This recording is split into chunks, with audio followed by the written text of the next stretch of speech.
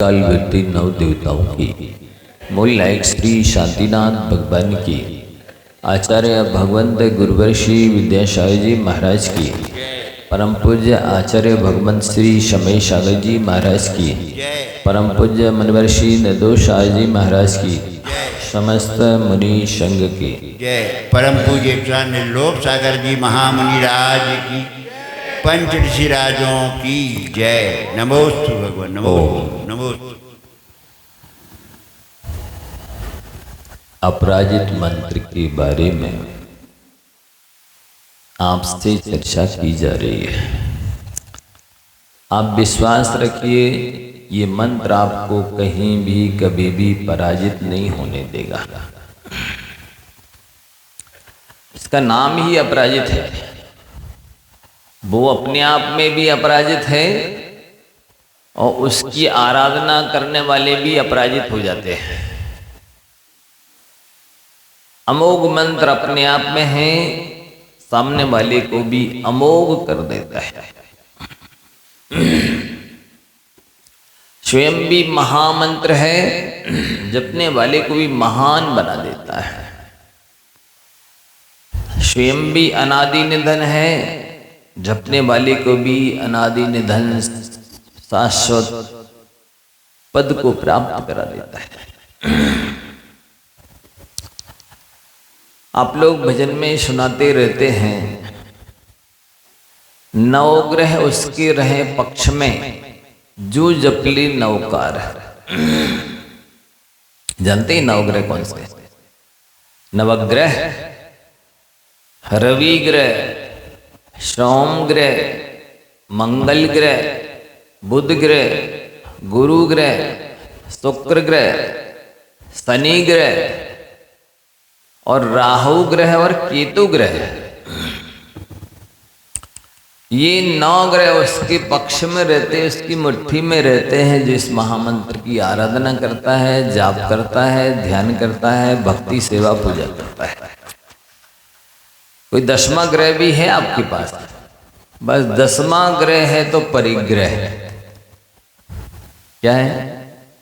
10वां ग्रह है परिग्रह। तो उसको भी ठीक कर देता है महामंत्र। जब 9 ग्रह ही बस में हो जाते हैं, अनुकूल हो जाते हैं, सपोर्टर बन जाते हैं, सहयोगी साथी बन जाते हैं, हेल्पर बन जाते हैं, सहायक बन जाते हैं, गार्जियन बन जाते हैं, संरक्षक बन जाते हैं, बॉडीगार्ड बन जाते हैं, सब कुछ बन जाते हैं। वे 9 ग्रह जितने भी विषम हैं, प्रतिकूल ग्रहों में बैठे हुए हैं, आपकी विषम कुंडली को सम करने वाले हैं ये महामंत्र। सारी कुंडली ठीक हो जाएगी, सारा लेटर पैड ठीक हो जाएगा। आपके माथे की जो टेढ़ी मेढ़ी रेखाएं भी सीधी हो जाएंगी, अनुकूल हो जाएंगी। हाथों की जो भी लकीरें नई है या छोटी है या प्रतिकूल है, वे सब ठीक हो जाएंगे। हैं? हाँ, बिल्कुल। धवला की पुस्तक में लिखा है, मैं प्रमाण देता हूं। आचार्य वीरसेन महाराज जी क्या लिखते हैं? जिण बिंब दंसनेण निधत्ति निकाचित अवि मिच्छत्तादि कम कलावस्य खय दंसनादो। क्या? वही शब्द दिए, निधत्ति निकाचित अपि मिच्छत्तादि कम खय दंसनादो। जिनेन्द्र भगवान के दर्शन से, पंच परमेष्टि के दर्शन से निधत्ति निकाचित कर्म मुका, उसमें मिथ्यात्व जो सरदार है, मुखिया है, चक्रवर्ती है, समस्त कर्मों का शिरोमणि है, महाखलनायक है, 3 लोक 3 काल में सबसे बड़ा अहित करने वाला इसका कोई यदि है जीव का, तो वो है मिथ्यात्व। और वो मिथ्यात्व को आदि लेकर लिखा है, मिथ्यादि कम कलावस्य। इस संसारी प्राणी की आत्मा में अनंत काल से लेकर के अनंत भवों के जितने भी कर्म बंधे हैं, मिथ्यात्ववाद लेकर के सारे 8 कर्म 148 प्रकृतियां और उत्तरोत्तर असंख्यात लोक प्रमाण भेद वे सारे के सारे क्षय को प्राप्त होते हैं। आप पूछिए तो मेरे पास सब प्रमाण है। धवला जय धवला महाधवला के प्रमाण दे रहा हूं मैं आपको। उन्होंने लिखा है संपई बंधा दो। धवला की पंक्ति सुना रहा हूं, सौर सैनी प्राकृत भाषा की आचार्य वीरसेन महाराज जी की जो प्रामाणिक आचार्य कलिकाल सर्वज्ञ माने जाते हैं। कौन माने जाते हैं? कलिकाल सर्वज्ञ। वे लिखते हैं संपई बंधा दो असंख्येज गुण कम खय दंश कारणोत्तीर्णमोकारो तम्मा भोयन पयान श्रवण आदि कार्येषु नमोकारो कादब्बो। वे लिख रहे हैं कि ये संसारी प्राणी प्रति समय कर्म बांध रहा है, प्रति समय, और जितने कर्म बांध रहा है यदि नमोकार मंत्र पड़ेगा तो उससे असंख्यात गुणे ज्यादा कर्मों की आत्मा से निर्जरा होगी, पापों का नाश होगा। और क्या चाहिए? प्रमाण भी दे रहे हैं ये मोक्ष मार्ग है। और विगत दिनों में बताया था कि आचार्य पूज्यपाद जैसे धुरंधर आचार्य प्रामाणिक आचार्य वे अपनी समाधि भक्ति में क्या लिखते हैं? इस पंच नमस्कार रूपी देवता को मेरा नमस्कार हो, ये मेरी रक्षा करे, जो कैसा है सुर संपदा देने में समर्थ है। भवनवासी वेंतर जोशी चतुर्निकाय के देवों का जितना भी ठाट बाट वैभव है, ऐश्वर्य है, श्रेष्ठ पद है, उन सबको देने की समर्थ इस महामंत्र में है। मुक्ति लक्ष्मी को प्राप्त कराता है। तो इन्होंने आचार्य पूज्यपाद महाराज जी ने इष्टोपदेश में के लिखा है यत्र भावा शिवम दत्ते दियो कियद दूरवर्तनी यो नयत्याशु गभ्युतिम क्रोशादे किमशा सीदति। जो परिणाम, जो भाव जिस महामंत्र की भक्ति सेवा पूजा मोक्ष को देती है, उस महामंत्र की भक्ति सेवा पूजा आराधना स्वर्ग देने में उसको कौन सी कठिनाई है, कौन सी परेशानी है? सुन रहे आप लोग? जो व्यक्ति इतना पावरफुल है कि अपने कंधे पर 1 कुंटल वजन रख करके चल सकता है। सुन रहे? कितनी शक्ति है? 1 कुंटल वजन को रख करके जो व्यक्ति चल सकता है, ढो सकता है 1 कुंटल वजन, उसको 10, 25, 50 किलो वजन ढोने में कौन सी शक्ति लग रही? कौन सी परेशानी आ रही है? कौन सी विघ्न बाधा आ रही है? तो जैसे 100 किलो वजन ढोने वाला 50-25 किलो वजन को तो सहज में ढो सकता है, इसी तरह से 100 किलो वजन ढोने के समान जो मोक्ष दे सकता है, तो वो 25-50 किलो वजन के समान जो स्वर्ग आदि हैं या संसार के सुख हैं, मनुष्य गति के जो सुख हैं, उनको देने में उसे क्या बाधा है? कोई भी बाधा नहीं है। चारों गतियों की विपदाओं को दूर करने की सामर्थ्य है। लोग देखो तो जरा मिथ्यात्व का पोषण कैसे कर रहे हैं। पंच परमेष्टि का नाम नहीं लेते। कल कुछ लोग आए थे, बोले हम रैकी करते, हीलिंग करते, ये करते, वो करते। मैंने कहा किसको स्मरण करके? बोले ब्रह्मांड में शक्तियां हैं, आप हथेलियां फैलाइए। बोले देखो वाइब्रेशन होने लगा ना, शक्ति आने लगी। मैंने कहा तुम क्या कर रहे हो? विदेशी संस्कृति है ये, मिथ्यात्व है। रैकी हीलिंग वगैरह जो भी है, पैसे लेकर के, उनके गुरुओं ने कहा है पैसे लेना तो तुम्हारी विद्या की कदर ज्यादा होगी, बिना पैसे वाली विद्या की कदर नहीं होती है।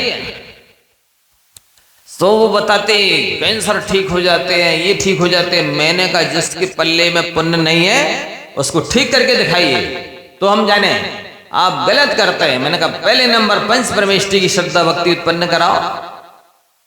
आप उनका, हमारे तीर्थंकरों की दिव्य ध्वनि खिरी, उसमें त्याग तप का, भक्ति पूजा जाप इत्यादि का महत्व बताया है। तुम के ब्रह्मांड में शक्तियां हैं, याद करो, स्मरण करो, हथेली फैलाओ, अभी हम ठीक कर देंगे, ये स्टेज बाय स्टेज इतने पैसे लगेंगे, आप मेरी क्लास अटेंड कीजिए, सब रोग ठीक हो जाएंगे। अरे मैंने कौन सी शक्ति है ब्रह्मांड में? 9 देवता के अलावा, पंच परमेष्ठी के अलावा, देव शास्त्रों के अलावा कोई शक्ति नहीं है। इससे बड़ी कोई शक्ति है? यद्दूरम यद्दुराराध्यम यच्चे दूरे विवस्थितम तत्सर्वम तपसा साध्यम तपो ही दुर्तिक्रमा। जो बहुत दूर स्थित है, कोई भी व्यक्ति या वस्तु करोड़ों किलोमीटर दूर, यह दुराराध्यम जो बड़ी कठिनाई से प्राप्त करने लायक है, यच्चे दूरे विवस्थितम इस तरह से स्थित है कि आप उसको अपने लायक समझते ही नहीं है, अपने आप को अयोग्य समझते हैं, अपात्र समझते हैं, पुण्यहीन समझते हैं, सामर्थ्यहीन समझते हैं, पुरुषार्थहीन समझते हैं। कह रहे वो सभी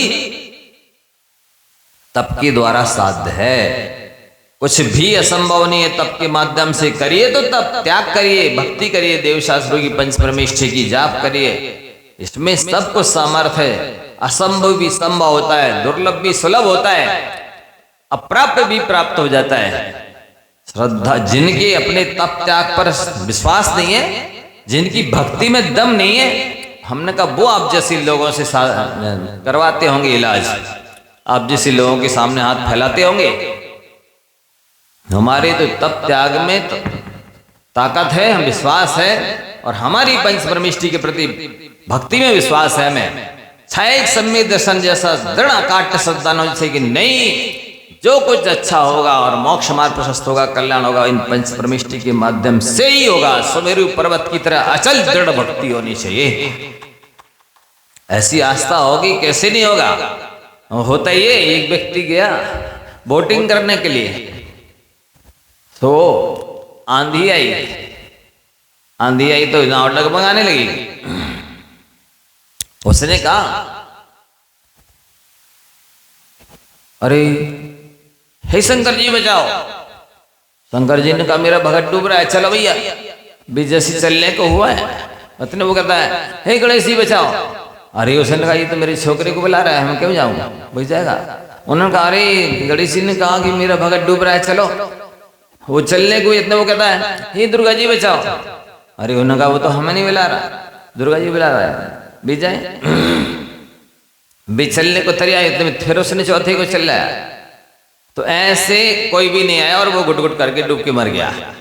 कहने का मतलब ये है, बीतराग देव शास्त्रों के प्रति दृढ़ आस्था विश्वास होना चाहिए। लोग उज्जैन जा रहे हैं, कहीं यहाँ जा रहे हैं, वहाँ जा रहे हैं, जल ढालने के लिए, कहीं सिंदूर चढ़ाने के लिए, चोला चढ़ाने के लिए, कहीं पता नहीं क्या क्या कर्म कर रहे हैं। ये महाज्ञानी महामिथ्या दृष्टि दीर्घ संसारी लोग कर रहे हैं ऐसा।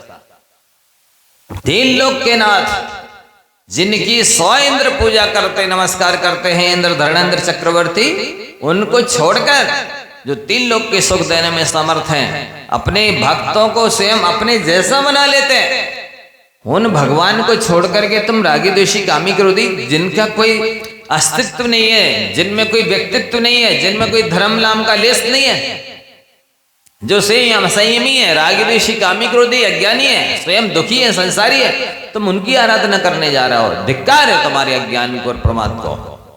तुम इनकी तीर्थंकरों की आराधना कर रहे हो। वहां जाने का मतलब ही है इनकी अभिनय करना, इनकी दूसरों की श्रद्धा करने का मतलब ही है तुम इन अश्रद्धा कर रहे हो। उनकी पूजा करने का ही माने आप तो मतलब है कि आप इनका अपमान कर रहे हो, तिरस्कार कर रहे हो, अवहेलना कर रहे हो। ये महापाप है, क्षम्य अपराध है। इसलिए क्या लिख रहे हैं, चारों गतियों को की विपदाओं को दूर करने की सामर्थ्य महामंत्र में है। आपको विश्वास होना चाहिए, आत्मा से पापों को दूर करता है। कैसे भी पाप बंधे हों, निदत्ति निकाजत जैसे कितने भी जन्मों की और कितनी क्वालिटी और क्वांटिटी में कर्म बंधे हो, उन सब कर्मों को नाश करने की क्षमता महामंत्र में है, बशर्ते कि आपकी श्रद्धा, आपकी विशुद्धि, आपकी एकाग्रता में दम होनी चाहिए।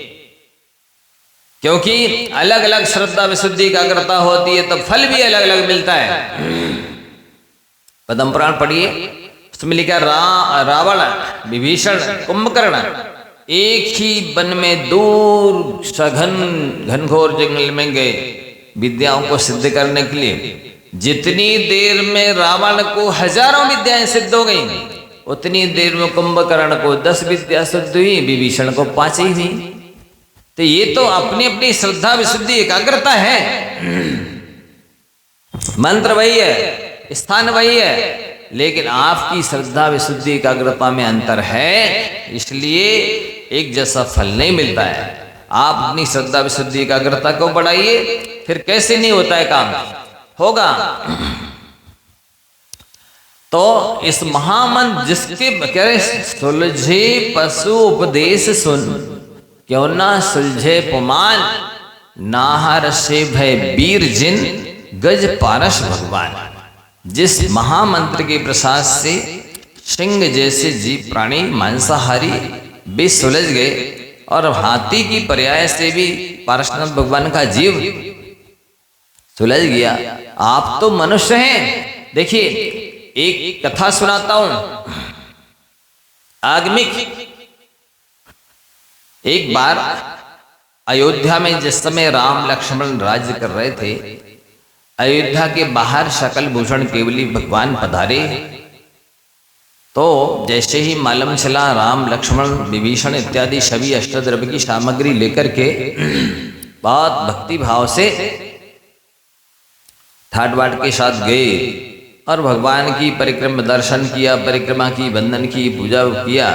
पूजा भक्ति के करने के बाद में दिव्य ध्वनि सुनी और दिव्य ध्वनि सुनने के बाद विभीषण ने भगवान से प्रार्थना किया कि भगवान क्या वजह है कि 1000 अक्षौहिणी प्रमाण सेना का अधिपति सुग्रीव राम का स्नेह भाजन बना। भगवान की दिव्य ध्वनि में आया कि भरत क्षेत्र के श्रेष्ठपुर नामक नगर में राजा छत्रछाय राज्य करते थे। उनकी रानी का नाम श्री दत्ता था। तो वहीं श्रेष्ठपुर नगर में एक पद्म ऋषि नाम के सेठ रहते थे। बहुत ही आप ही लोगों जैसे वो भी धर्मात्मा थे। तो दर्शन पूजन करके वन के चैत्यालयों की वंदना करके लौट रहे थे कि क्या देखते हैं कि एक बैल किसी दूसरे बैल से लड़ झगड़ करके मरणासन अवस्था को प्राप्त हो गया। अब उसको देख करके पद्मऋषि सेठ को बड़ी दया आई, क्योंकि धर्मात्मा का लक्षण ही है कि वो धर्मात्मा दया से लबालब भरा होता है। दया है तो धर्म है, और धर्म है तो दया होगी ही होगी। धर्मात्मा हो और दया ना हो, और दया हो और धर्म ना हो, ऐसा हो नहीं सकता। आप सब भी अपने अपने हृदय में देखिए, कितनी दया है उतनी अंश में आप धर्मात्मा हैं। दया बिल्कुल नहीं है तो भले आप पूजा पाठ करें, दान दें, तीर्थ यात्रा करें, व्रत उपवास करें, स्वाध्याय करें, आप धर्मात्मा नहीं है। कि धर्म का धम्मो दया विशुद्ध लिखा है।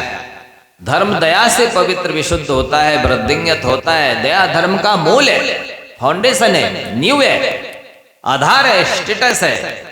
धर्म का मंदिर महल तो दया की नींव पर ही खड़ा होता है। पद्मरुचि सेठ को दया आई, अरे बेचारा पशु मर रहा है, इसको अब सेवा करके दबा करके बचाया नहीं जा सकता है। उन्होंने कान में नमोकार मंत्र सुनाया। नमोकार मंत्र सुनते ही बैल के प्राण निकल गए। प्राण निकल गए तो वो जो राजा छत्रछाय थे और श्री दत्ता रानी थी, उन श्री दत्ता रानी के गर्भ में आ गया बैल का जीव। आ गया, पुत्र जन्म हुआ, पुत्रोत्सव किया गया, बालक बड़ा हुआ, युवा हुआ, कालपा करके राजा बना।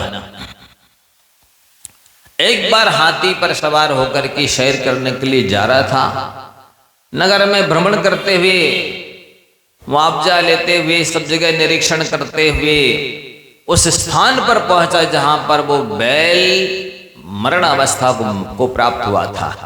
जैसे ही उस स्थान पर गया, वो वृषभध्वज राजा, उसका नाम क्या था? वृषभध्वज, छत्रज छाया राजा का पुत्र राजकुमार वृषभध्वज उस स्थान पर पहुंचा और पहुंचते ही उसको मूर्छा आ गई। मूर्छा आ गई, गिर गया। थोड़ी देर में कोई था ही नहीं, अपने आप मूर्छा खुली, दूर हुई। घर आ गया चुपचाप। उसको सारा पता याद हो गया, जाति स्मरण हो गया था ना कि अरे मैं वर्तमान में राजा हूं और मैं तो बैल की पर्याय से आया हूं। अब मुझे पता लगाना है कि मुझे णमोकार मंत्र किसने दिया था। कैसे पता लगे? उस वृषभध्वज राजकुमार ने बहुत सुंदर भव्य और दिव्य जिनालय बनवाया और जिनालय की एक दीवार पर बहुत सुंदर एक चित्र बनवाया। बैल का मरणासन्न है, कोई व्यक्ति उसे कान में नमोकार सुना रहा है और एक चतुर बुद्धिमान पुरुष को वहां नियुक्त कर दिया कि भाई जो भी व्यक्ति इस चित्र को गौर से देखे उसको मेरे पास ले आना। ठीक है। कुछ समय उपरांत वो पद्मरुचि शेठ जिनालयों की वंदना भक्ति करते हुए उसी जिनालय में वंदना दर्शन करने के लिए, पूजन करने के लिए गए और दर्शन पूजन करने के उपरांत जैसे ही उस चित्र पर दृष्टि गई तो वो टकटकी लगा के देखते ही रह गए। अरे ये चित्र किसने बनवाया? ये इस तरह से जो बैल मर रहा था उसमें णमोकार मंत्र तो उसे मैंने दिया था। और जैसे ही देखते ही रह गया कि बस वो जो नियुक्त व्यक्ति था उसने कहा आपको राजा याद कर रहे हैं, क्यों मुझसे कोई गलती होगी? नहीं नहीं, बस आपको बुलाया है, आप चलिए। जैसे ही वो पद्मरुचि शेठ वृषभध्वज राजा के सामने गए तो राजा सिंहासन से उतर करके और पद्मरुचि शेठ के चरणों में लौट गया। पहले उसने पूछा, उतर के नीचे आया और पूछा आप चित्र को एकाग्रता से क्यों देख रहे थे? तो पद्मरुचि शेठ ने कहा कि कुछ समय पहले मैंने मरते हुए बैल को णमोकार मंत्र दिया था, वो मुझे उसमें जिनालय में चित्र देखा तो याद आ गई और याद आ गई तो जिज्ञासा हुई कि वो कौन व्यक्ति है, वो का जीव कहाँ उत्पन्न हुआ है, ये मुझे जानने की उत्कंठा थी, इसलिए मैं देख रहा था। तो राजकुमार फिर चरणों में गिर गया और बोला कि वो तो मैं ही हूं बैल का जीव और आपने मुझे णमोकार मंत्र दिया था। आप मेरे महान उपकारी गुरु हैं, इसलिए अब ये राज्य आप संभालिए, मैं आपके लिए चमर ढोरूंगा। आप सुन रहे हैं? ये राज्य आप संभालिए, मैं तो आपका मंत्री बनकर के, सेवक बनकर के रहूंगा। सेठ ने कहा नहीं, मुझे राज्य संभालने की इच्छा नहीं है, मैं तो आगे चल करके दीक्षा लेने वाला हूं। राजा ने कहा नहीं, कुछ समय तो आपको इसमें राज्य में रहना ही होगा। जब सेठ तैयार नहीं हुए तो उन्होंने कहा अच्छा आधा आधा राज्य ले लो।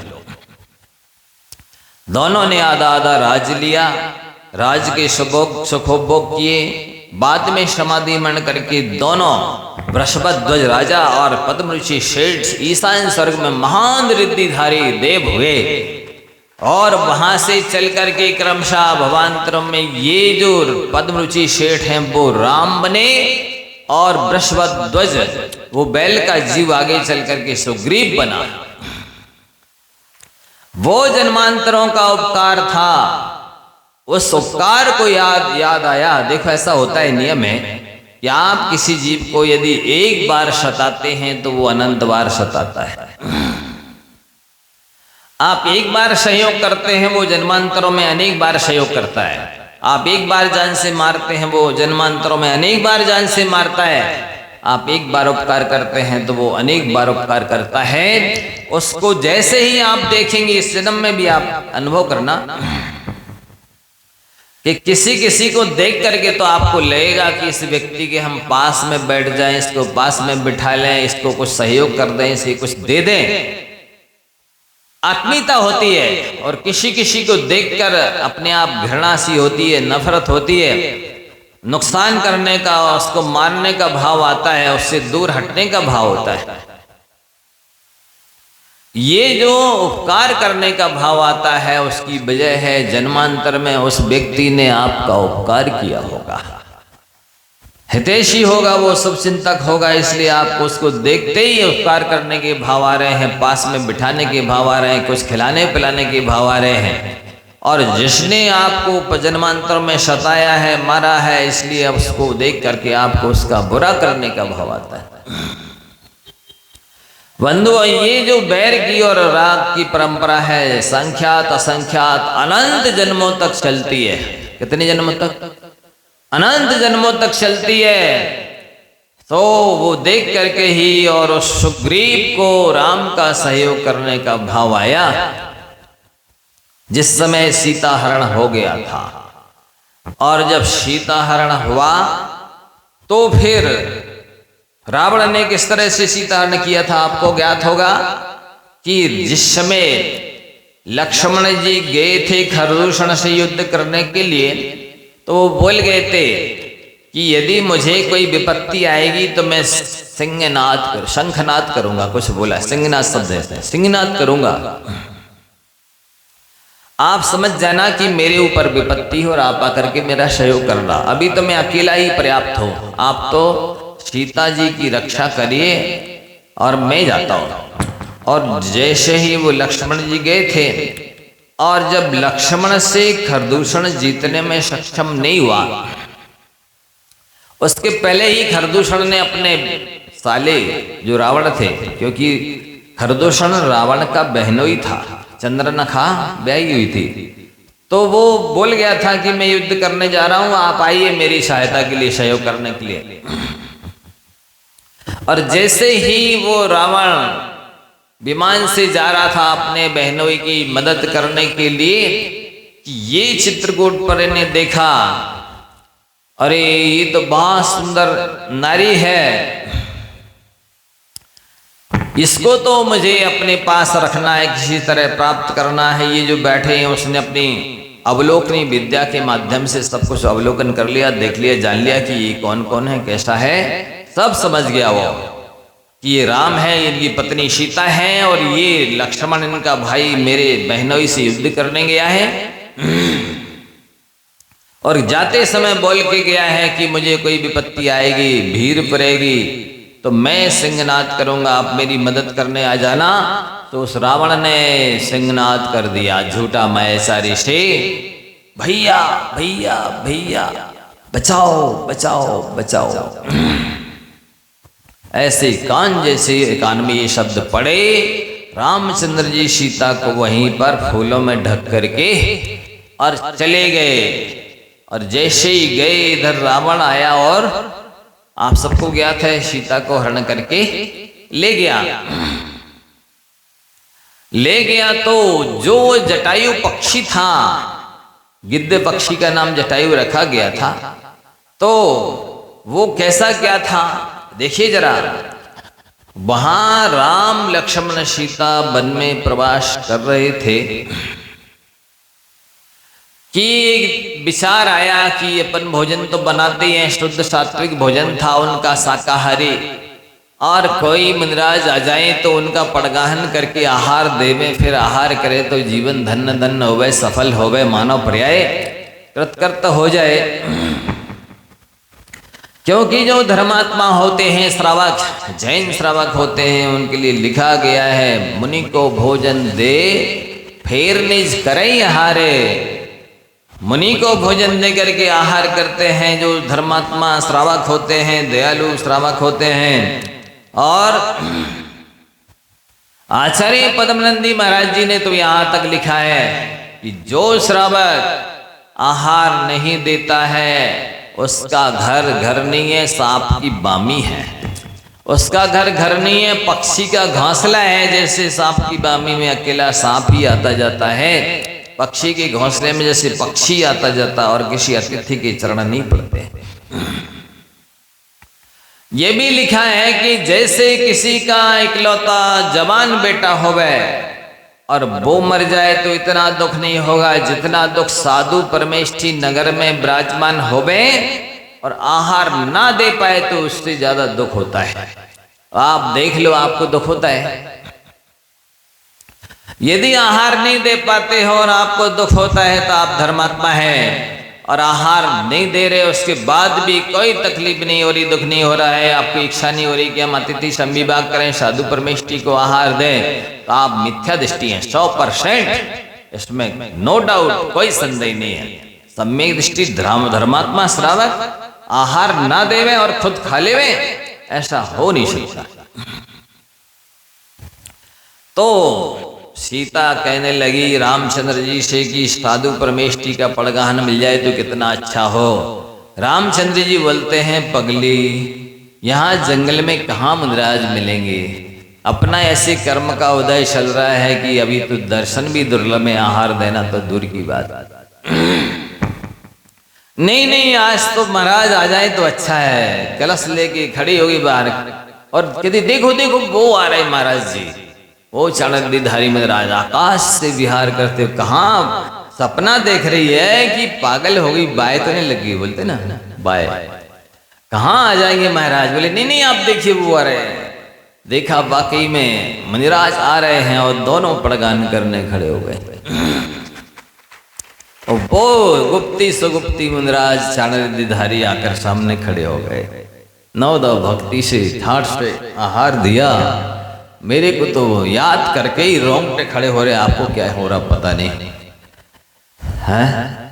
उन्होंने बड़ी भक्ति से आहार दिया और दे रहे थे। देखो जिसके भाग्य में ये दानादि नहीं होता है, या तो अशुभ गति का बंद हो गया है या अशुभ गति में जाना है, इसलिए आहार नहीं देता है। तो जिस समय राम सीता आहार दे रहे थे, पड़गाहन कर रहे थे, लक्ष्मण जी किसी वजह से चले गए थे। कहाँ गए थे? लकड़ी काटने गए थे कि कहाँ गए थे पता नहीं।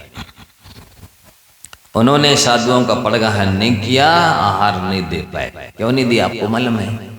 कहाँ जाना था उन्हें, क्या होना था, ये मैं माइक पे नहीं बोलना चाहता, लेकिन आप सब समझ गए होंगे कि वो आहार नहीं दे पाए, दर्शन भी नहीं कर पाए, चले गए थे, उस समय नहीं थे। तो आप इससे समझ लीजिए कि जिसके भाग में सदगति नहीं है, हानार जिसकी अच्छी नहीं, इसलिए उसको भाव आहार देने के भाव नहीं होते हैं। और योग्यता होते हुए, सक्षम होते हुए भी अब कई लोग नहीं दे पाते, कि बीमारी है, कोई दाग है, कुछ है, तो वो पश्चाताप करते, खेद व्यक्त करते हैं। और जो लोग दे सकते हैं वे जब तक कोई ऐसी बीमारी नहीं आएगी तब तक भाव नहीं करेंगे। जब आ जाएगी, महाराज जी आशीर्वाद दे दो, स्वास्थ्य ठीक हो जाए तो हम प्रतिमा ले लें। क्यों? जब स्वास्थ्य ठीक था तब कहाँ थे? जब स्वास्थ्य ठीक था तब नहीं पड़ी थी ये छह ढाला की, जब लो न रोग जरा गहे तब लो झटी निज हित करो। जब तक रोग ना आए और वृद्धावस्था ना आए तब तक जल्दी से व्रत नियम संयम ले लो, तो जो कर्मोदय में आने वाले थे वे बिना फल दिए निकल जावे आत्मा से। इसके लिए लिखा है ये, इसलिए थोड़ी लिखा है कि बीमारी वृद्धावस्था नहीं आई तुम ले लो और फिर विपत्ति में पड़ जाओ, लेकर के तरसो परेशान हो गए, अब तो व्रत ले लिए हैं और ये वृद्धावस्था बीमारी आ गई, अब क्या करें, कैसे सहें। इसके लिए नहीं लिखा है। इसके लिए लिखा है कि आप ले लोगे तो भी जो कर्म फल देने वाले थे, उदय में आने वाले थे, वे उदय में ना आकर फल ना देकर बिना फल दिए निकल जाएंगे। इसके लिए लिखा है जब लो ना रोग जरा गए तब लो झटी निज हित करो। सो नींद नहीं खुल रही अभी, बाद में आएंगे जब बीमारी वृद्धावस्था घेर लेगी। या तो डॉक्टर क्या देगा, आप तो सेवा कर लो, छुट्टी कर देगा, वेंटिलेशन पे आईसीयू में आ जाएंगे, तब कहेंगे महाराज जी इनको संबोधन कर दो, इनकी समाधि कर दो, करा दो। क्या करा दे समाधि? अब तो समाधि हो ही गई उनकी, जब सुनने लायक ही नहीं रहे, समझने लायक नहीं रहे, त्याग करने लायक नहीं रहे, व्रतों को धारण करने लायक नहीं रहे, तब कह रहे समाधि करा दो। समाधि कैसे होती है? हाँ? अरे समाधि तो व्रतियों की होती है। व्रत पालो, और व्रत लेने का मतलब ही है कि ये व्रत संलेखना के लिए लिए जाते हैं। हमने मुनि दीक्षा लिए तो व्रतों को 28 मूल्य बढ़ो, तो व्रतों को क्यों पाल रहे? संलेखना की तैयारी है ये। मतलब संन्यास वर्ण के लिए है, पंडित वर्ण के लिए है ये दीक्षा, ये व्रतों का पालन, ये तप त्याग, और कोई उद्देश्य नहीं होता है। तो वो पड़गाहन किया उन भाग्यशालियों ने। राम सीता मातर 2 प्राणी आहार दे पाए, तीसरा नहीं दे पाया। उस समय जैसे ही उन्होंने पाद प्रक्षालन किया था, और गंधोदक के ऐसे नहीं जैसे कई अज्ञानी श्रावक का उसी चौकी के नीचे खिसका दें थाली जहां महाराज को खड़े होना है, या फिर ले जाकर के बाहर जहां कहीं रख दें। आप लोग अभी एक शांति धारा का गंधोदक ऐसे ही रख देते जहां कहीं जमीन में, लातों में, ऊपर टेबल पे विनय से रखते हैं, ये गंधोदक है। निर्मलम निर्मलीकरणम पवित्रम पापनाशनम जिन गंधोदकम वंदे अष्टकर्म विनाशनम नहीं पढ़ते। ये निर्मल है और निर्मल करने में सक्षम है लगाने वाले को। पवित्रम और पापनाशनम लिखा है, पापों का नाश करने वाला है। जिन गंधोदकम अष्टकर्म विनाशकम लिखा है, 8 कर्मों का नाश करने वाला है। उसको मैला समझ रहे? नहाए का पानी आपके शरीर का पानी है क्या? मैला है जो। ये 3 लोक के नाथ ही पंच परमेष्ठी का गंधोदक है, चरणोदक है। ये रोग शोक के साथ साथ कर्मों को नष्ट करने वाला है। इसको विनय से ऊपर टेबल पे रखना चाहिए, बड़ी श्रद्धा से लेना चाहिए। कई बार मैं देखता हूँ चौकी में उनको लगाने में, गंधोदक लगाने का महत्व नहीं समझते। ये भक्ति है, नहीं लगाओगे साधु परमेश्वरी डर जाएंगे कि तुमको विवेक ही नहीं है कि हमने पाद प्रक्षालन किया तो गंधोदक भी लगाना है, और बड़ी विनय से श्रद्धा भक्ति से लगाना है, और उसको विनय से रखना है थाली को, पाद प्रक्षालन की गंधोदक की थाली को। सो रामचंद्र जी ने विनय से बाहर एक चौकी के ऊपर रख दिया, लगा करके माथे में। अब ये एक वृक्ष के ऊपर गिद्ध पक्षी बैठा था, वो ये देख रहा था। जैसे ही उन दिगंबर साधुओं को देखा, उसको जाति स्मरण हो गया।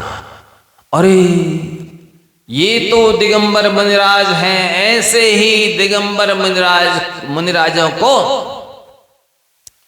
आज से असंख्यात भाव पहले मैं इस दंडक राजा, दंडक बन है ना ये, मैं दंडक नाम का राजा था, और मैंने किसी के शिकायत बस, घृणा, ईर्ष्या, द्वेष बस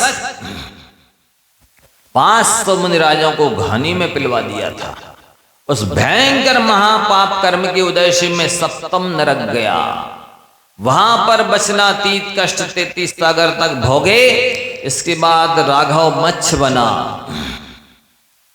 वहां भी जल जंतुओं को खाया, फिर मरकर 7म नरक गया। फिर बचनातीत कष्ट भोगे, वहां से निकल करके असंख्यात स्थावर योनियों में पशु गति की पर्यायों मैंने बचनातीत कष्ट भोगे, फिर भी बेकर्म नहीं कटे। दिगंबर साधु को घानी में पेला नरपराध, एक नहीं 500 साधुओं को। अरे जिनकी निंदा मात्र करने से 7म नरक जा सकते यदि वज्र सम नारा संगन हो, तो फिर बाकी के मारना, अपमान, अवहेलना करना तो बहुत बड़ी बात, दूर की बात। वो दंडक राजा भटकते भटकते भटकते भटकते कष्ट भोगते भोगते इस अभी गिद्ध की पर्याय में था। उसको जाति स्मरण हो गया कि अरे मैंने ये असंख्यात भाव पहले ऐसे ही दिगंबर साधुओं को घानी में पिलवाया था, तो महाअनर्थ किया था मैंने। दंडक राजा की पर्याय में नहीं समझ में आया कि मैं अनर्थ कर रहा हूं, गिद्ध की पर्याय में समझ में आया कि मैंने महापाप किया था, गलत किया था। वो उस जाति स्मरण की वजह से उसकी श्रद्धा भक्ति अब उत्पन्न हुई। पहले उस मुनि मुनिराजों को अभिनय किया, उन्हीं के घानी में पेला, उन्हीं के प्रति अब श्रद्धा भक्ति उत्पन्न हो गई, और धड़ाम से गिरा। आचार्य रविशरण महाराज जी तो लिखते हैं कि जिस समय वो गिद्ध पक्षी वृक्ष से नीचे पश्चाताप करते हुए गिरा, तो जंगल के हाथी, सिंह आदि जानवर भी डरकर भाग गए। इतनी तेज धमाका हुआ, धड़ाम से गिरने की आवाज हुई, और फिर उसने आकर के वो उस गंधोदक में लौटने लगा। सीता ने बहुत भगाया, कैसा ढीठ पक्षी है ये, अभिनय कर रहा, गंधोदक को जमीन में पैरों में गिरा रहा, अभिनय हो रही है, लेकिन वो भागने वाला नहीं, भागा नहीं। और जैसे ही लौटा तो उसके पंख स्वर्णिम हो गए और मूंगा जैसी चोंच, उसके पैर भी मूंगे की तरह हो गए। बड़ा सुनहला पक्षी बन गया और बड़ी टकटकी लगा करके आहार देख रहा था श्रद्धा भक्ति से। और जैसे आहार संपन्न हुआ, महाराज ने अंतराय नहीं किया था कि ये मांसाहारी प्राणी आ गया, आहार छोड़ दो। देखी जाती है परिस्थिति, जंगल का माहौल मामला है, कैसे स्थिति में नहीं। उन महाराज ने तो अंतराय किया था, इस चीज का इनने किया ही नहीं। अरे परिस्थिति अलग अलग होती है, मनस्थिति अलग अलग होती है कि किसका करना, कब करना, नहीं करना। अंतराय तो कर सकते थे, मांसाहारी जानवर आ जाए सामने चौके में के पास तो।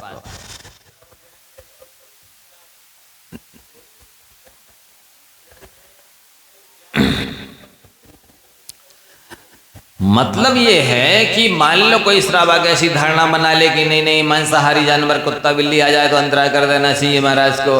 ऐसा कोई नियम नहीं है, कैसी परिस्थिति मनस्थिति में करना है, कब करना, नहीं करना, कैसे करना है। तो रिद्धिधारी मंदराजों ने सामने आके बैठ गया वो मांसाहारी गिद्ध जानवर पक्षी, फिर भी अंतराय नहीं किया, आहार सानंद संपन्न हो गया। आहार के उपरांत बाहर निकल करके एक बहुत अच्छी शिला पड़ी थी, उस पर जाकर विराजमान हो गए। राम सीता जाकर के चरणों में बैठ गए। पूछते हैं भगवान आज ये हम क्या देख रहे हैं, ये मांसाहारी जानवर कैसे धड़ाम से गिर पड़ा वृक्ष के ऊपर से,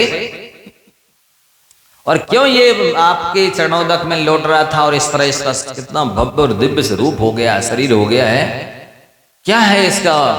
तो अवधिज्ञानी भी थे, रिद्धिधारी भी थे, उन्होंने बताया कि ये असंख्यात भाव पहले इसी दंडक नगर का दंडक नाम का राजा था। इसने ईर्ष्या द्वेष अज्ञानवश 500 मुनियों को घानी में पेल दिया था, इसलिए 2 बार नरक में गया। असंख्यात रसस्थावर की योनियों में कष्ट भोगते भोगते भोगते ये गिद्ध की पर्याय को प्राप्त हुआ है। अब इस हम लोगों को देखकर इसे जाति श्रवण हो गया है, इसलिए रो रहा है, पश्चाताप कर रहा है, इसको सम्यक दर्शन हो गया है हम साधुओं के दर्शन करने से। तो अब ये अणुवृत्ति बन गया है। महाराज अवधिज्ञानी थे, उसके मन की बात जान गए, भाव अभिप्राय को मनाप्राय ज्ञानी होने से समझ गए, इसने अणुव्रत ले लिए। देखिए पंचम गुण स्थानवर्ती देशव्रती श्रावक बन गया, सही में सही। तो अब वो गिद्ध पक्षी अणुवर्ती बन गए। आप क्या हैं, आप देख लीजिए, यदि नहीं है तो वो अच्छा है कि आप अच्छे हैं, अनुमान के तुलना कर लीजिए। अब जब कोई वृत्ति बन जाता है ना, तो रिद्धिधारी अवधिज्ञानी मनाप्राय ज्ञानी साधुओं को भी वात्सल्यपन उमड़ आता है और उस वृत्ति की चिंता हो जाती है। ये वृत्ति है तो ये संकेत नहीं करते महाराज लोग, भैया ये त्यागी वृत्ति ले जाओ, इनको भोजन करा देना, ये वात्सल्य है। तो उन मुनिराज को, रिद्धिधारी मुनिराजों को भी विकल्प हुआ कि ये जंगल का जानवर है और पहले तो ये मांसाहारी था, अब ये सम्यक दृष्टि बन गया है, देशव्रती बन गया है, इसको शुद्ध भोजन कहाँ मिलेगा। ये तो असमय में काल के काल में समझ आएगा, समाधि हो जाएगी इसकी।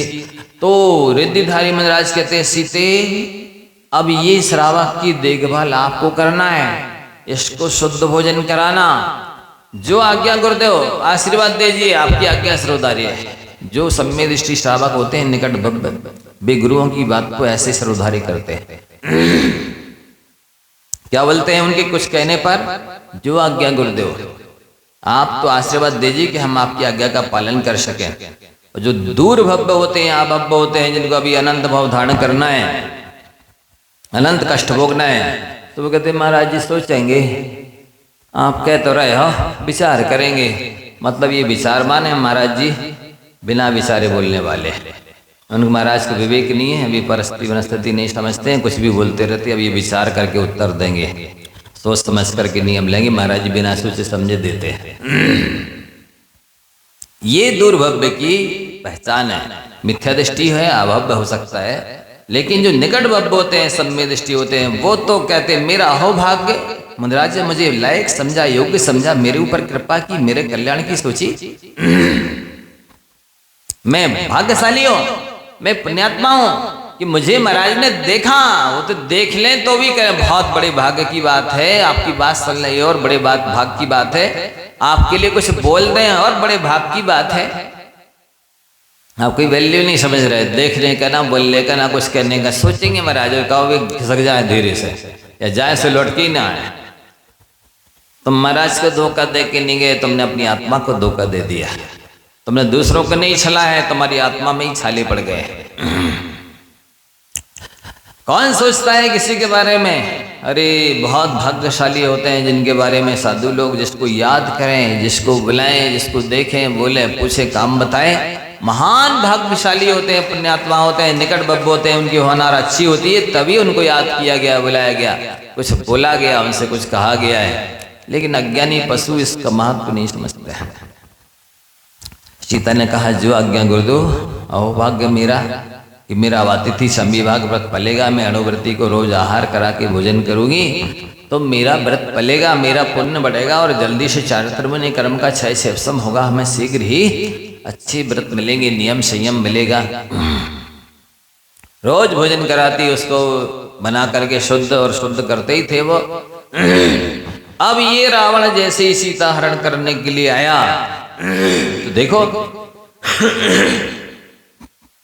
धर्मात्मा की ये पहचान है कि वो कृतज्ञ होता है। कृतम जानाती थी कृतज्ञ, जो किए हुए उपकार को जानता है, किए हुए उपकार को मानता है, उपकारी के प्रति समर्पित रहता है, नम्रीभूत रहता है, माने कृतज्ञता ज्ञापित करता रहता है, प्रत्युपकार करने की भावना रखता है। और कृतम हंति इति कृतज्ञा, जो किए हुए उपकार को भूल जाए कि इन्होंने हमें कुछ ज्ञान दिया है, व्रत नियम संयम दिया है, हमारा कल्याण किया है, मार्गदर्शन दिया है, आशीर्वाद दिया है, भूल गए, फिर दूसरे के पीछे लग गए, फिर तीसरे के पीछे लग गए। ये महाकृतज्ञ है, भले व्रती भी बन जाए, कितने ही दान करें, लेकिन इन कृतज्ञों का कल्याण होने वाला नहीं है। कृतज्ञ का मुंह देख लेने से अपशकुन हो जाता है। कृतज्ञ जैसा महापापी दुनिया में कोई नहीं होता है। जो उपकार को भूल जाए, उपकार को ना माने, अपने उपकारी की प्रत्युपकार की ना सोचे, उनके भले के बारे में ना विचारे, वो तो महान निकृष्ट प्राणी है। तो वो भले गिद्ध पक्षी था, लेकिन अब उपकार को समझ रहा था कि ये हमें शुद्ध भोजन कराते हैं, ये मेरे उपकारी है। सुबह शाम राम लक्ष्मण सीता जो भजन करते, आरती गाते, जो भी धर्म ध्यान करते, तो वो जटायु पक्षी भी नृत्य करता, वो भी भजन आरती गाता, सुनता, धर्म ध्यान करता। और जब सीता को हरण ले करके ले जाने लगा रावण, तो गिद्ध पक्षी ने पूरी ताकत लगाई कि नहीं, तुम नहीं ले जा सकते। उसने पंखों से उसको छत विच्छत किया, रावण को आघात पहुंचाया, चोंच से उसने काटा, अपने पंजों के माध्यम से, पहले नाखूनों से उसने घायल किया। रावण ने सोचा ये तो मेरे लिए विघ्न बन जाएगा, सो उसने तलवार से उस गिद्ध पक्षी के पंख काट दिए, सो धड़ाम से विमान से नीचे गिर गया। वो इतनी तरह से बुरी तरह घायल हो गया, मरणासन्न हो गया। जैसे ही रामचंद्र जी वहां पहुंचे लक्ष्मण के पास सहायता करने के लिए, लक्ष्मण ने कहा अरे भैया आप क्यों आ गए? बोले आपने सिंहनाद किया था। बोले मैंने नहीं किया, ये किसी मायावी ने किया है, आप जल्दी जाओ सीता मैया की रक्षा करो।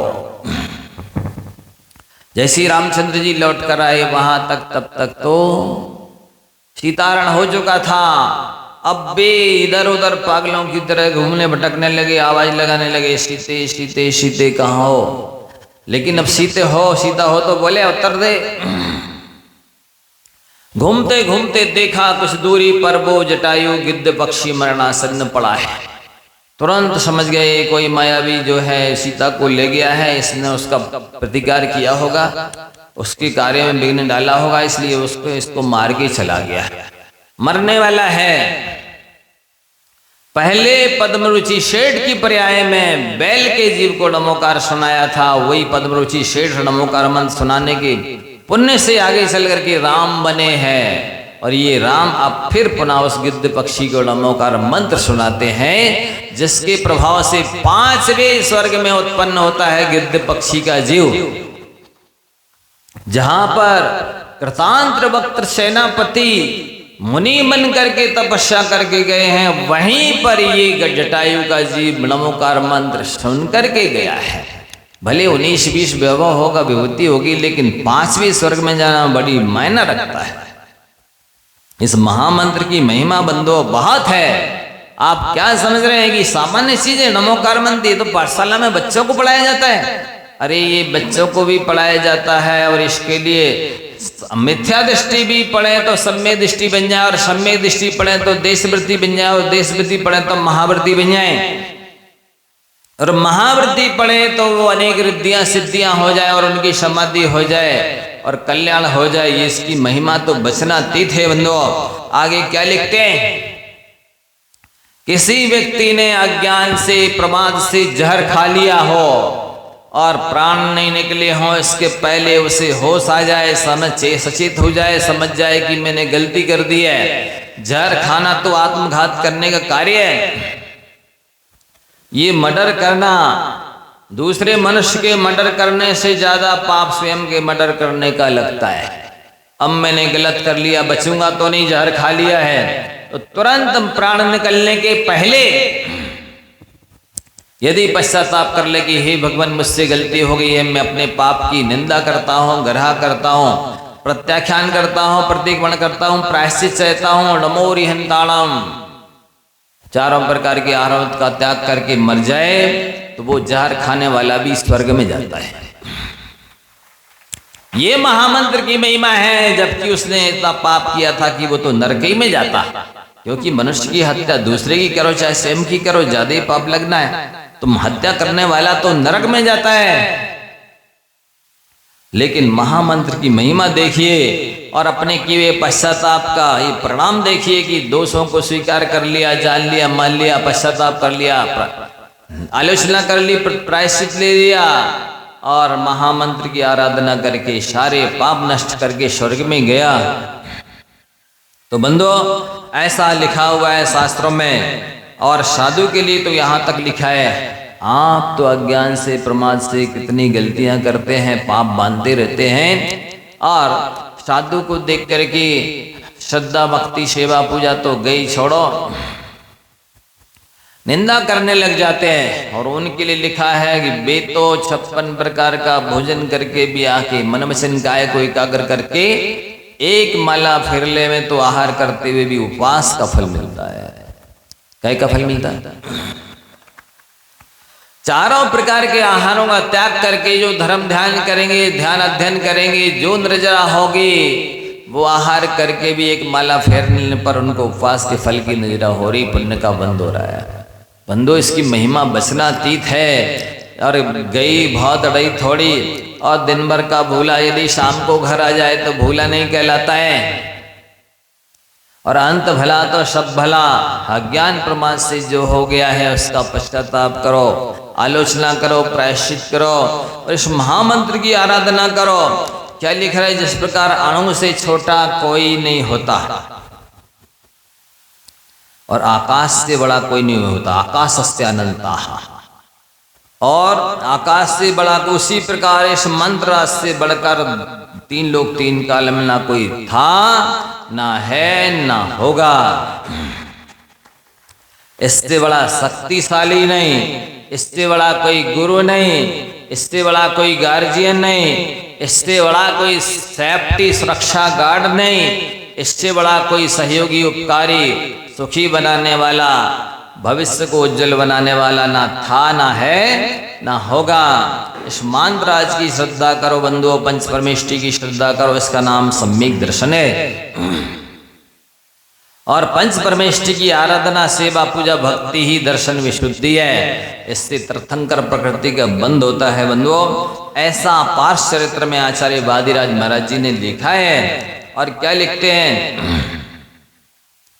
कल्याण के इच्छुक मनुष्य को, आप कल्याण चाहते हैं तो आपको सभी अवस्थाओं में, देखो लिखा ना पार्षनाथ चरित्र में वादिराज आचार्य लिख रहे हैं कि सभी अवस्थाओं में। अब कोई अवस्था बाकी रह जाती है क्या? जब सभी बोल रहे हैं तो कोई रह गई नहीं? माताओं की तो रह जाती है, वो छुट्टी के समय नहीं पढ़ना, ये आंट नहीं हिलाना, ये नहीं पढ़ना, बिस्तर पे बैठी हो, सोफा पे बैठे हो, मुंह में कुछ डलाए, पैर में कुछ पहने हो, ये नहीं पढ़ना। ये तो यहाँ की महिलाओं की बात नहीं कर रहे, यहाँ की बहुत अच्छी महिलाएं हैं, हम तो अन्यत्र की बात कर रहे हैं। वे अंतराय डाले बिना नहीं रहेंगे, ना भी पढ़ेंगे ना पढ़ेंगे, पढ़ने देंगे। इसके कहते ना खाए ना खान दे, आप लोगों की बात ही नहीं है। तो वे लिख रहे सब अवस्थाओं में और सभी स्थानों में। अब सभी स्थान बोल दिया तो कोई स्थान बाकी बचा? नहीं, बोले वो लघु शंका के स्थान, शौच के स्थान, भोजन कर रहे हो, कम से कम बिस्तर इस पे तो नहीं पढ़ना, कम से कम इतनी तो विवेक रखना। ये अनुष्ठान है, ये जाप है। कहाँ लिखा है बताओ? सभी अवस्थाओं में और सभी स्थानों में लिखा है। और नित्य लिखा, सुबह शाम करने को नहीं कहा है, अष्टमी चतुर्दशी पढ़ने को नहीं कहा है। नित्य का मतलब होता है 24 घंटे इस महामंत्र का जाप करो, ध्यान करो, भक्ति करो, पंच प्रविष्टि की सेवा पूजा करो, इनका सहयोग करो, जितना बन जाए आपका तन मन धन सब कुछ सार्थक धन्य धन्य कृत हो जाएगा। मंत्र का ध्यान करें। और ये जो महिलाएं बोलती ना, ओठ नहीं हिलाना, जिब्बा नहीं हिलाना, इसमें लिखा है वचन से जाप करें। प्रमाण दे रहा हूं मैं, ग्रंथ भी दे दूंगा आपको। नमोकार का जाप करो, अपनी रक्षा आप करो, वो छोटी पुस्तक भी दी है और भी दे देंगे, आप पढ़िए, चाहो तो शास्त्र खोल के पढ़ लो। ये प्रमाण लिखा है, आचार्य परमिष्टि का है, जो सत्य महाव्रती है, भाषा समिति की धारी है, जो जीवों की रक्षा करने के लिए पिछी रखते हैं। आपको नमोकार पढ़वा के नरक में नहीं भेज रहे हैं कि चीटी की तो रक्षा करें और बेटी को स्वाहा करें। तो इस तरह नहीं है, ये स्पष्ट लिखा है कि मंत्र का उसमें पढ़ते ना, अपवित्र पवित्र हुआ सुस्तुतो दोस्तुतो धैत पंच नमस्कारम सर्वपापी प्रमुच्यते। पवित्र हो चाहे पवित्र हो, बैठे हो चाहे लेटे हो, किसी भी दशा में हो, लेकिन वो पकड़ लेते ध्यायित लिखा है। महाराज जी ध्यान करने के लिए लिखा है, जाप करने कहाँ लिखा? इसलिए हम ध्यान करेंगे, जाप तो नहीं करेंगे। हम तो पढ़ते रहते हैं महाराज जी मन में, बिल्कुल नहीं पढ़ते, सफेद झूठ बोल रहे हैं, दिन दहाड़े झूठ बोल रहे हैं। एक आध बार पढ़ो और किसी भी व्यक्ति और वस्तु को देखो, उसके बारे में चिंतन चलने लगता है, नमोकार तो भूल ही जाते हैं। काउंटिंग मशीन की ये तो वरदान है कि वो हरदम नमोकार की याद दिलाती है, तो वो जाप चलता रहता है। तो इसमें वचन से जाप करें भी लिखा है, स्पष्ट लिखा है, ध्यान करो और वचन से जाप करो। और साथी लिख रहे हैं कि मनोरथों को पूर्ण करने के लिए कामधेनु के समान ये मंत्र है। और बताइए मनोरथ कोई और दूसरे हैं इसके अलावा? जब मनोरथ बहुवचन में बोल दिया, मनोरथों को पूर्ण करने के लिए कामधेनु तथा पाप रूपी वृक्ष को जलाने के लिए अग्नि के समान है। पाप में तो सभी आ जाते ना, पुण्य प्रकृतियां छोड़ दो, चलो पाप प्रकृतियां तो सब आ जाएंगे। अग्नि के समान है इस मंत्र के रहते हुए। देखो और सुन लो कान खोल के, इस मंत्र के रहते हुए अनिश्चित फल वाले अन्य मंत्रों में क्यों लगाया था? आचार्य परमेष्ठी लिख रहे हैं अन्य मंत्र नहीं पढ़ना चाहिए, यही कारण है। क्योंकि एक नमोकार मंत्र की माला फेर लेने पर 84 लाख मंत्रों की जाप हो जाती है, सारे मंत्रों का ध्यान हो जाता है। एक अकेला नमोकार मंत्र सारे काम करने में समर्थ है। एक ही साधे सब सदे और सब साधे सब। वो ऐसी होगी जो अभी कथा सुनाई ना, वो डूबने लगा था तो एक देवता को याद किया, वे जब तक बचाने दौड़े तब तक उसने दूसरे कर लिया। लगा ओम रीम चंदा प्रोजनाय नमः। मान लो इनकी रक्षा करने के लिए चंदा प्रभु नहीं सही, उनके देवता सही आए कि चलो भैया है, तब तक भी कहते ओम रीम शांतिनाथ जनेन्द्र नमः। अरे शांतिनाथ के देवता आए तब तक भी कहना ओम चिंतावनी जन पार्षना जनेन्द्र। डूब ही जाओगे, कोई नहीं आएगा। एक ही साधे सब सदे, सब साधे सब जाए। तो कामधेनु के समान ही इस अनिश्चित फल वाले दूसरे मंत्रों में नहीं लगना चाहिए। निश्चित फल वाला है, पक्के में गारंटेड कार्य की सिद्धि होगी ही, इसमें कोई संदेह नहीं। अनगार धर्मामृत में क्या लिखते हैं देखना, कारण एक, कार्य अनेक। सुन के जाओ, बहुत महत्वपूर्ण चीज बता रहे हैं ना। 4 चीजें निकल जाएंगी। एक शंका में 4 चीजें लिखी हैं। नमोकार मंत्र पढ़ने से साता वेदनी आदि सारी पुण्य प्रकृतियों का बहुतायश से बंद होता है। पुण्य चाहिए ना, सारी प्रकृतियों का बहुतायश से पुण्य बंद होता है। एक। दूसरा, जो पुण्य प्रकृतियां उदय में आने वाली हैं उनमें अनुभाग की वृद्धि होती है। पहले मान लो बकरी के दूध की तरह पुण्य वाला था, अब जाप करोगे कुछ विशुद्धि बढ़ी, गाय के दूध की तरह हो जाएंगी। और विशुद्धि बढ़ी, भैंस के दूध की तरह हो जाएंगी। और जाप किया और विशुद्धि बढ़ी, अब ऊंटनी के दूध की तरह हो जाएगी। और जाप किया और विशुद्धि बढ़ी, अब सिंगनी की दूध की तरह पौष्टिक और गाढ़ा और मीठा हो जाएगा वो पुण्य आपका। ये लिख रहे हैं।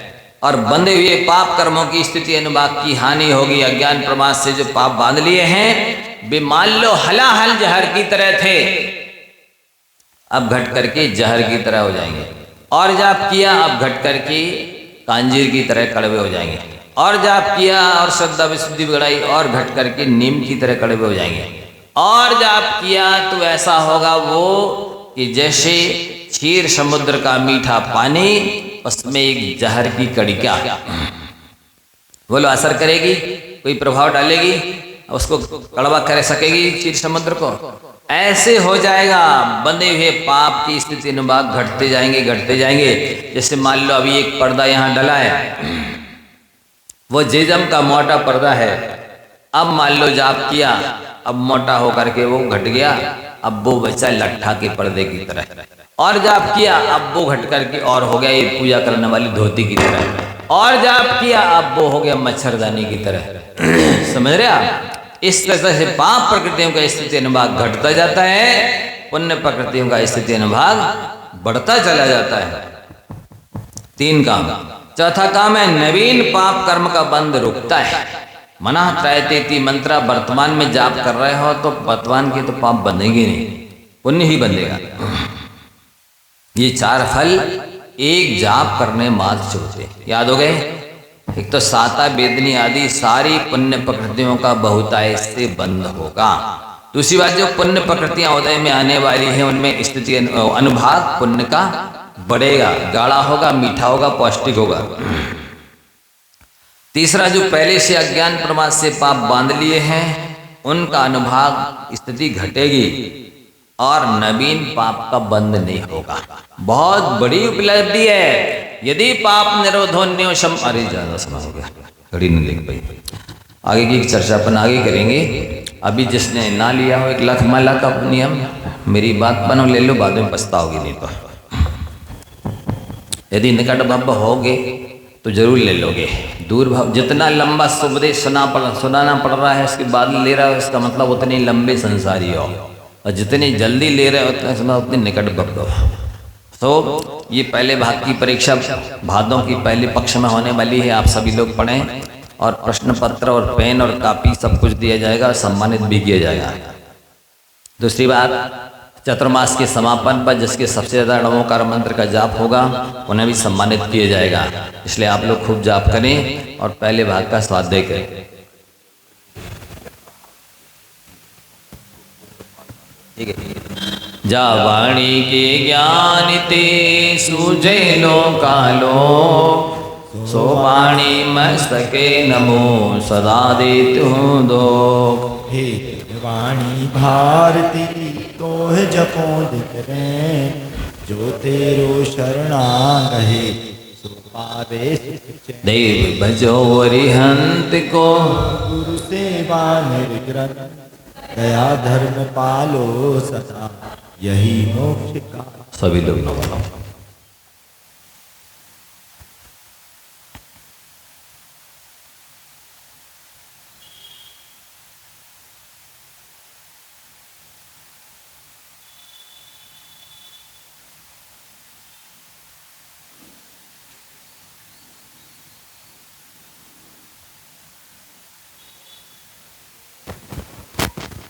द्वादश